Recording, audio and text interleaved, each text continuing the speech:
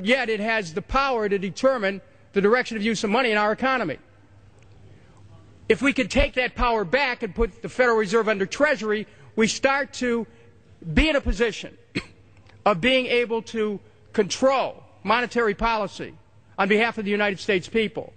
The Federal Reserve is totally private, and Alan Greenspan 2 weeks ago on PBS on Lair NewsHour said on record that they are above the law, the Congress, the President, everyone. No court can do anything. We run America.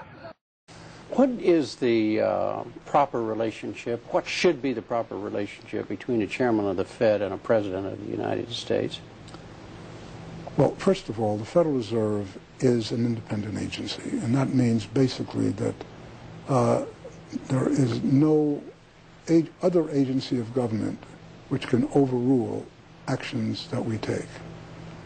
So long as that is in place and there is no evidence that the administration or the Congress or anybody else is requesting that we do things other than what we think is the appropriate thing, then what the relationships are don't frankly matter. Notice what Greenspan is saying. Greenspan is saying the Federal Reserve is beyond the law. And in reality, they are, in practice, beyond the law. Nobody, as far as I know, has ever audited the Federal Reserve. One of the first things we ought to do when we nationalize the Fed is go in there and find out the audit. Who stole money? Who engaged in corruption? There's a whole series of people going back to Volcker, to Greenspan, to Bernanke, and so forth. Think of the arrogance of private group of banks that have bankrupted the nation by design so they can repo the country.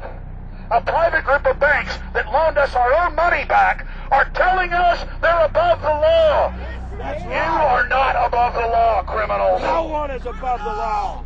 No one is above the law, and the private Federal Reserve sure as hell isn't either. Since the founding of the Federal Reserve back under Woodrow Wilson, the Federal Reserve has struck out 3 times. They didn't stop the crash of 1929. They didn't stop the banking panic of 1932, 1933. And now they are the cause of the derivatives crisis because they're the ones who inflicted derivatives on the world with Alan Greenspan. Instead of our economy being about goods and services and real products and manufacturing, it's all about these guys, the private Federal Reserve that masquerades as a government entity who controls the issuance of currency and credit. They're the ones that have cut off the liquidity in the market. They told us have a debt-based economy. Then they cut it off once they get us under their thumb and implode the economy so they can consolidate it. And that's what they're doing right now. I mean, it's in their own documents. It's in their own statements. They claim, give us unlimited power, give us trillions of dollars with the Baker bailout bill that's already $5 trillion, not $850 billion as they say. And we'll get the economy going, but they're hoarding the money and buying up other banks that aren't part of the Federal Reserve, buying up insurance companies, buying up roads, infrastructures, media empires, defense contractors. What the banks do is they implode an economy by cutting off credit, and then once things really fall to a low, and they know the low because then they buy everything up and start then putting more money back into the economy, and then they build it back up. So they build us up and then shear us, build us up and shear us. And they're getting ready. All over the world, they're always shearing some country, imploding it. Comes out in their own IMF and World Bank documents. That's just the foreign arm of the same cartel. And these are the people who claim to be the saviors of the economy, the people who have created every important crisis in the past 100 years, the Federal Reserve. So it's illegal, it's unconstitutional, and it's a failure. And I think the failure is what everybody can see right now. Yeah, what they do is they make you think Clinton's evil in running things. Then, oh, Bush will save us. And then, oh, Bush was evil. Now we'll be saved by Barack Obama, but he's just a puppet. But as we get deeper into this phase, when they implode the economy, they have all the money and all the control. But they also like to pose as the savior.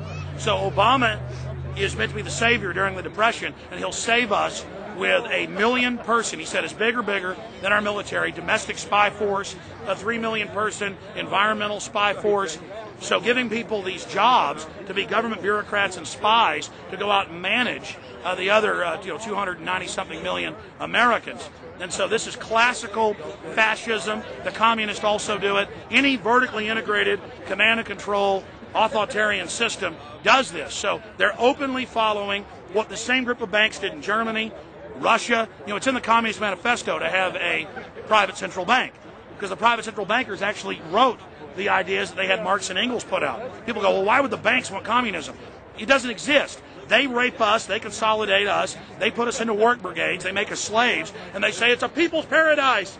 Look at it. Boy, you're really doing good. And then they transfer all the wealth of the nation offshore. The globalists are outside all the nations. That gives them safety, and they play countries off against each other. And so that's what we're facing and dealing with. And so they're bringing in classical, hardcore tyranny in the U.S., but we have the internet. We've grown our numbers. The alternative media has exploded. That's why they're trying to move in to shut down and regulate and tax the web, but it's too late for them. They're playing in the 19th century, 20th century rules. It's 21st century, the century of resistance to tyranny. And so it's going to be one hell of a fight with the people and free humanity on one side and the New World Order on the other. And every one of you out there counts, needs to be involved in this fight like nothing you've been involved with before, because this is life and death. Everything depends on exposing these people. Everything depends on showing the people that this is the New World Order, this is the criminals. We're dealing with the king rats here, the people that are carrying out tyranny worldwide. And either they fall or we fall. Either worldwide darkness and a new age of tyranny and oppression and with a scientific overlay, or a new age of liberty and freedom and a new renaissance. The choice is the people's out there. Okay, we can tell you what's going on. You can check it out for yourself and find out it's true. But don't wait. Investigate now. Get involved now. Go out there and reach out now. We don't have time. If you're looking for the solution, look in the mirror. Look right into the mirror, because you out there, men, women, old, young, black, white, doesn't matter. It's going to be up to you if they win or if liberty succeeds and the people have a chance of having any future. These are cold-blooded eugenicists. These are cold-blooded people who think they're God, think that they're our masters, that think that we're animals. These are the guys that funded Lenin and Stalin and Hitler and Mao. These are the guys, it's all on record, that bankroll this stuff. They are hardcore vicious, and they must be resisted. You're watching The Obama Deception. We're going to go right back to the film in just a minute.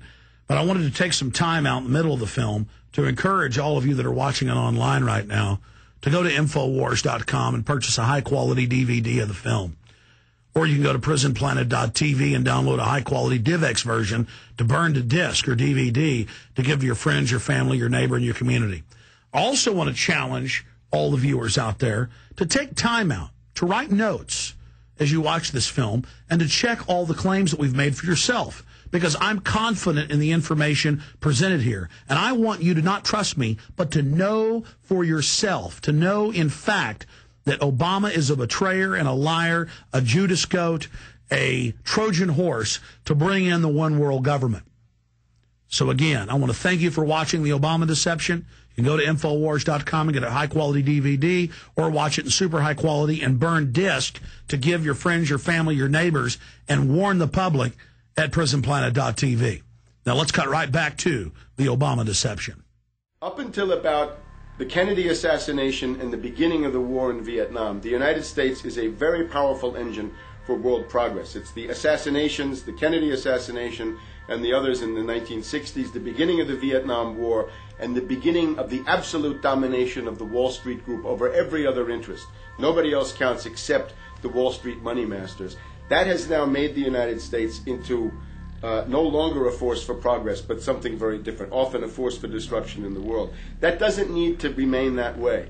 The interest of the American people is to fight to take your government back from Wall Street and make the United States a force for progress in the world, which we easily could do if we could just break the power of the people behind Obama. The main banks of Europe, which were started by Adam Weishaupt and Rothschild, the Banque Nationale de Paris, the Bank of England, the Bank of Italy, have all financed the messianic and war leaders of the last 200 years. Napoleon, Lenin, Stalin. They backed Adolf Hitler. They backed Franklin Delano Roosevelt. And they are backing right now Barack Obama. The banking cartel had established a beachhead in 1913 through the Federal Reserve Act. In 1947, they set up a parallel shadow government through the National Security Act. From 47 on, the national security state began the long process of absorbing federal and state bureaucracies, while at the same time undermining the constitutional power of Congress and dominating the executive branch. By controlling the issuance of currency and credit, the private Federal